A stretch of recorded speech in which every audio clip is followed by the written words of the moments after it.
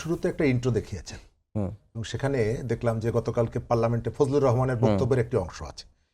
তো তিনি কালকে বক্তৃতা করার মধ্যে একটা জায়গায় উদাহরণ হিসাবে বলেছেন যে মেসি এবং রোনালদো দুজন যদি ঢাকার স্টেডিয়ামে খেলতে আসেন এবং মানুষ যদি জানেন যে এটা একটা মানে সিজ ফায়ার টাইপের পাতানো খেলা, প্রথম একদিন রোনালদো এবং মেসিকে দেখতে আসবে, তারপর থেকে আর মানুষ আসবেন না তারা ঢাকায় থাকলেও।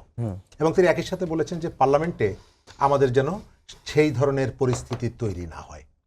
আমি পার্লামেন্টের অনেকগুলো জায়গায় সরকারি দল এবং বিরোধী দল তাদের যে আলোচনার জায়গাগুলো দেখি, আমি অনেকটা এই ধরনের এক ধরনের ক্রিয়েট করা, আমরা দৌড় দিব, তুই আমাকে ধাওয়া দিবি, আমি থেমে যাব, তারপরে তোর পায়ে হোঁচট খাইয়ে পড়ে যাবি, এরকমের। তাদের আন্তরিকতার কোনো ঘাটতি দেখা যাচ্ছে না কতগুলো জায়গায়, তাদের অনৈক্য দেখা যাচ্ছে না।